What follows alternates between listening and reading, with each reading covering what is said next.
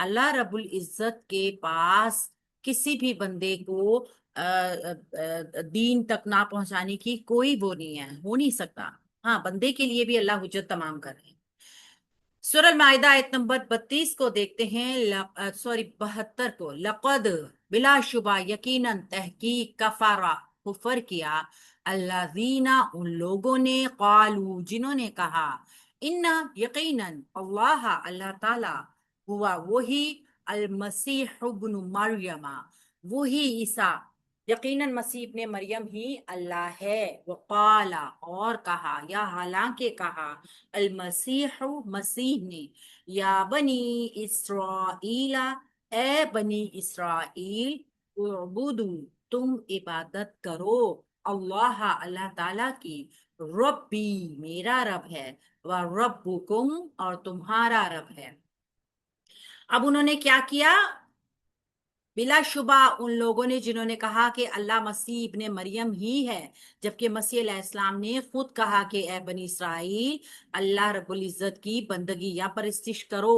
جو کہ میرا بھی رب ہے اور تمہارا بھی رب ہے۔ تو یقیناً جو بھی، اچھا، انہو، بے شک، من یشرک، جو بھی شرک کرے گا، باللہ، اللہ تعالیٰ کے ساتھ، فقد، تو یقیناً، حرم، حرام کر دی ہے، اللہ، اللہ تعالیٰ نے، علیہ الجنت، اس کے اوپر جنت، وَمَأْوَاهُ النَّارُ، اور اس کا ٹھکانہ ہے آگ، وَمَا لِلظَّالِمِينَ، اور نہیں ہے ظالموں کے لیے، من انصارن، کوئی بھی مددگار۔ اب اللہ رب العزت نے بتا دیا کہ جس نے بھی اللہ کے ساتھ شرک کیا، یقیناً اس پر اللہ تعالیٰ نے جنت کو حرام کر دیا، اور اس کا ٹھکانہ کیا ہے؟ اس کا ٹھکانہ آگ ہے۔ آگ کیا ہے؟ جہنم ہے۔ اور وہ، اس کے لیے نہ کوئی، ظالموں کے لیے کوئی بھی مددگار نہیں ہے۔ لام، لام قسم بھی ہم اس کو کہتے ہیں۔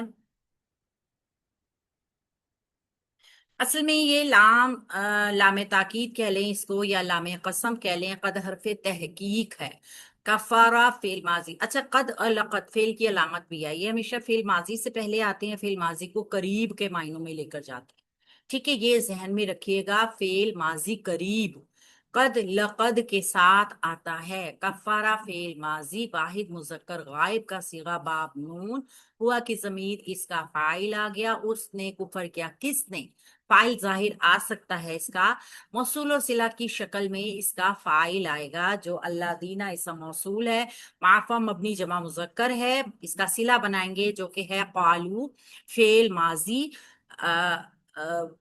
جمع مذکر غائب، قالو، جنہوں نے کہا، قاف واو لام، یہ اجوف واوی ہے، اور ہم کی ضمیر اس کا فاعل ہے، جو کہ موصول کا صلہ بن جائے گا، اور صلہ جو ہے چونکہ فعل آ رہا ہے قالو، لہٰذا اس کا مقولہ جو ہوگا نا، وہ بھی قالا اور مقولہ دونوں مل کر اللہ دینا کا صلہ بنیں گے۔ تو مقولہ ہم بناتے ہیں انا حرف ناصبہ مشبہ بالفعل کے، اللہ اس کا اسم انا،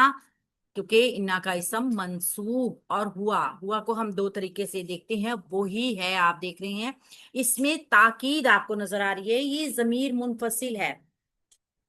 ڈیٹیچ پروناؤن جس کو ہم کہتے ہیں نا، اس کو ہم مبتدا بھی کہہ سکتے ہیں، لیکن یہ اصل میں دیکھا جائے نا تو اسم انا جو ہے نا وہ مبتدا تھا، اور یہ ہے ضمیر فصل، یہ مبتدا خبر کے درمیان میں آ رہی ہے نا، یعنی انا کے اسم اور انا کے خبر کی درمیان میں آ رہی ہے، تو یہ تاکید کے لیے لائی گئی ہے، وہی ہے۔ ٹھیک ہے، ضمیر فصل ہم نے جانا، ضمیر فصل جو ہوتی ہے نا، وہ مبتدا خبر کے درمیان فاصلہ پیدا کر دیتی ہے، تو وہ جو اسم و انا ہے اصل میں وہ مبتدا ہے، اور خبرو انا جو ہے اس کے درمیان میں جو ضمیر آ گئی ہے وہ ضمیر فصل، یعنی فاصلہ کرنے والی ضمیر ہے۔ المسیح، مسیح، ال کے ساتھ بھی بعض اوقات جو ہے وہ خبر آ جاتی ہے، معرفہ ہے، عموماً خبر نکرہ ہوتی ہے، کبھی کبھی آپ نے جانا یہ جب ضمیر فصل اس میں آ جاتی ہے نا تو یہ خبر کو معرفہ کر دیتی ہے، ٹھیک ہے، خبر کو معرفہ کر دیتی ہے، تو یہ خبرو انا ہو گیا، اور ابن مریم مرکب اضافی ہو کر یہ بن گیا بدل، بدل یعنی المسیح کی جگہ ہی ابن مریمہ ہے، یہ اس کے بدلے میں ہی آیا ہے نا، ایک ہی چیز ہے، المسیح کہہ دیجئے یا ابن مریم کہہ دیجئے، تو یہاں پہ اس کو ہم بدل کہہ دیں گے۔ تو یہاں پر انا اپنے اسم اور اپنی خبر کے ساتھ جملہ اسمیہ بن کر قالا کے لیے مقولہ بنا، قالا اور مقولہ اپنے قالا اپنے مقولہ کے ساتھ مل کر جملہ فعلیہ خبریہ بن گیا اللہ رینا موصول کے لیے صلہ۔ اب موصول اور صلہ دونوں فاعل بن گئے کفارہ فعل کے، ٹھیک ہے۔ کفر کیا، کن لوگوں نے کفر کیا؟ ان لوگوں نے کفر کیا تھا کہ جنہوں نے کہا، کیا کہا؟ کہ یقیناً مسیح ابن مریم اللہ تعالیٰ ہے۔ اب یہاں سے جو ہے نا واو، واو جو ہے یہ حالیہ ہے، یہ والا جملہ حال بن کر آئے گا۔ وقالا اور کہا تھا، واو حرف عطف ہے، قالا فعل ماضی واحد مذکر غائب، اس کا فاعل باہر آ سکتا ہے المسیح، اور کہا مسیح نے، اس کا فاعل باہر آ گیا، اور کہا کیا تھا؟ یہ قالا کا مقولہ بن کر آئے گا جملہ ندائیہ، یا حرف ندا ہے، بنی اسرائیل اس کا منادہ ہے، یہ ندا اور منادہ دونوں مل کے، یہ بنی اسرائیل جو ہے نا مرکب اضافی بھی ہے، تو یہ جملہ ندائیہ بنائیں گے۔ یہ جملہ ندائیہ کیا ہوگا؟ قالا کا مقولہ ہوگا۔ کہا کیا تھا حضرت عیسیٰ علیہ السلام نے؟ اعبدو، تم عبادت کرو، فعل امر جمع مذکر حاضر کا صیغہ، انتم کی ضمیر اس کے اندر فاعل با نون آئین با دال اس کا روپڑ ہے، اللہ اللہ تعالی کی، اللہ کی منصوب اسم، اعبدو فعل کے لیے مفعول بھی، فعل اپنے فاعل اور مفعول کے ساتھ مل کر جملہ فعلیہ خبری انشائیہ، امر ہے نا انشائیہ بن گیا۔ تو یہ کیا ہے؟ ہم نے اس کے اندر انتم کی ضمیر کو فاعل ڈکلیئر کیا ہے، ٹھیک ہے، اس کا انتم کی ضمیر فاعل ہے اور یہ مفعول ہے۔ تم عبادت کرو، یہ منادہ مطلوب کہلاتا ہے، یہ حصہ جملہ یعنی کہا یہ گیا تھا، اس کو ہم مقولہ کہیں گے، ٹھیک ہے۔ کہا کہ تم اللہ تعالیٰ کی عبادت کرو، ربی نام اسم جلالہ کی بدل بھی کہہ سکتے ہیں آپ اس کو، اس کی اللہ کی، اور صفت بھی کہہ سکتے ہیں، ربی میرا رب ہے، مرکب اضافی، ربکم اور تمہارا رب ہے۔ اچھا ربی جو ہے نا یہ منصوب ہے، اصل میں محلن یہ منصوب آ رہی ہے صفت یا بدل ہونے کی وجہ سے ہے، لیکن چونکہ یا متکلم ہے نا سے پہلے زیر پسند کرتی ہے، اس لیے آپ اس کو اس طرح دیکھ رہے ہیں، اصل میں یہ محلن منصوب ہے۔ ربکم، ربکم مرکب اضافی ہے، واو عطف کے ذریعے یہ دونوں جڑ جائیں گے اور محلن منصوب ہونے کی وجہ سے اللہ نامی اسم جلالہ کی صفت بن جائیں گے۔ اس طریقے سے یہ پورا جملہ جو ہے جملہ انشائیہ بن جائے گا، جو کہ قالا کے لیے مقولہ بن جائے گا، ٹھیک ہے۔ انہو اور یقیناً وہ، انہ حرف ناصبہ مشبہ بالفعل کے ہے، ہو اس کا اسم انہ ہے، خبرو انہ جملے کی شکل میں بنے گی۔ من جس نے بھی، من حرف شرط ہے، یشرک فعل مضارع مجزوم واحد مذکر غائب کا صیغہ، جس نے بھی شرک کیا، شین اور را کاف اس کا روپڑ آ گیا، ہوا کی ضمیر اس کے اندر فاعل موجود ہے، یہ فعل مضارع ہے، جس نے بھی شرک کیا، باللہ باب نون ہے، باللہ بھی حرف جار، اللہ مجرور مرکب جاری متعلق یشرک فعل کے، جملہ فعلیہ شرطیہ، ٹھیک ہے۔ فقد، فا جواب شرط یا جملہ جزائیہ، قد حرف تحقیق، جانتے ہیں ہم فعل ماضی کو قریب کے معنوں میں کرتا ہے، حرما حرام کر دی، حرما فعل ماضی معروف، حرامی روٹ ورڈ کے ساتھ فعل ماضی واحد مذکر غائب کا صیغہ، اللہ اس کا ظاہر فاعل، تو یقیناً اللہ تعالیٰ نے حرام کر دی کیا چیز؟ علیہ اس پر مرکب جاری متعلق حرم فعل کے، الجنت جنت کو، الجنتا منصوب سما گیا، مفعول بن جائے گا فعل حرما کے لیے، اور واہ مرکب اضافی ہے، واو حرف عطف ہے، واہ مرکب اضافی مرفوع ہونے کی وجہ سے مبتدا بنائیں گے، النار آگ، ٹھکانہ ہے اس کا آگ، تو مبتدا اپنی خبر کے ساتھ مل کے جملہ اسمیہ خبریہ بن گیا، واو عطف کے ساتھ پیچھے جملے کا حصہ بن گیا۔ پیچھے جملہ کیا تھا؟ الجنہ تھا، مفعول تھا، تو یہ بھی مفعول ہی بن جائے گا۔ ایک تو اللہ اس نے اس پہ جنت حرام کی، اور پھر اس کا ٹھکانہ آگ ہے۔ اس طریقے سے یہ جملہ مکمل ہو گیا۔ وما اور نہیں ہے، واو حرف عطف ہے، ما نافیہ ہے، للظالمین ظالموں کے لیے، لی حرف جار ہے، الظالمین مجرور ہو گیا ہے، مرکب جاری خبر مقدم آ جائے گی۔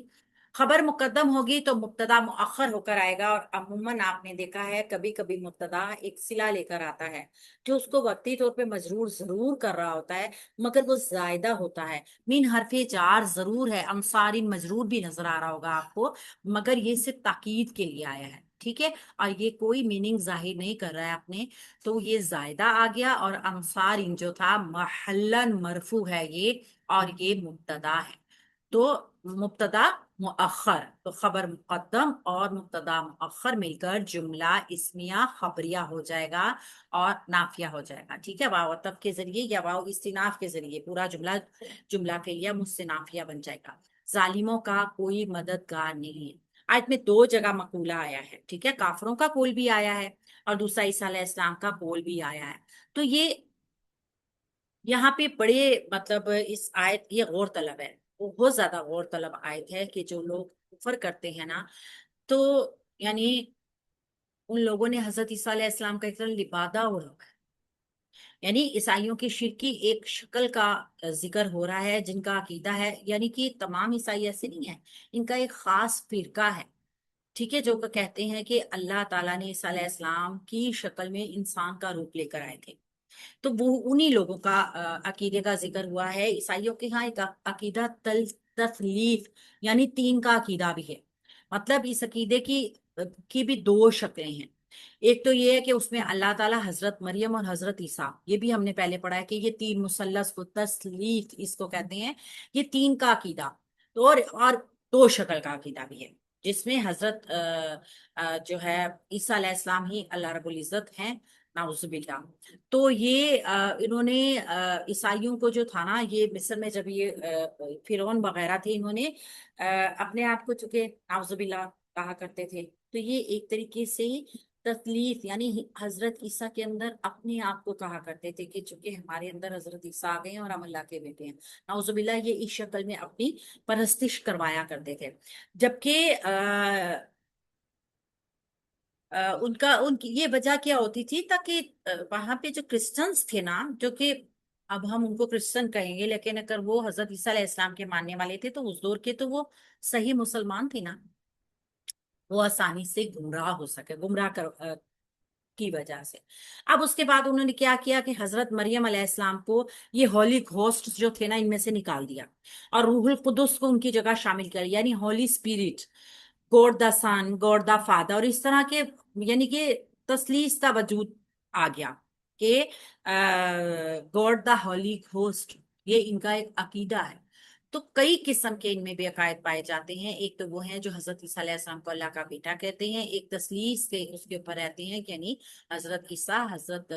مریم اور اللہ رب العزت، یہ تین خدا ہیں، اور ایک ان کے اندر ڈائریکٹ یہ کہتا ہے کہ اللہ رب العزت نعوذ باللہ حضرت عیسیٰ کی شکل میں دنیا میں آئی تھی، تو حضرت عیسیٰ علیہ السلام ہی رب ہے، اس طریقے کا۔ تو اس طرح کا جب کوئی بھی اللہ کے ساتھ کسی بھی قسم کا کوئی شرک ہوگا، تو پھر اللہ رب العزت نے آیات میں صاف بتا دیا کہ جو بھی اللہ کے ساتھ شرک کرے گا نا، تو اس کے اوپر جنت حرام ہو جائے گی،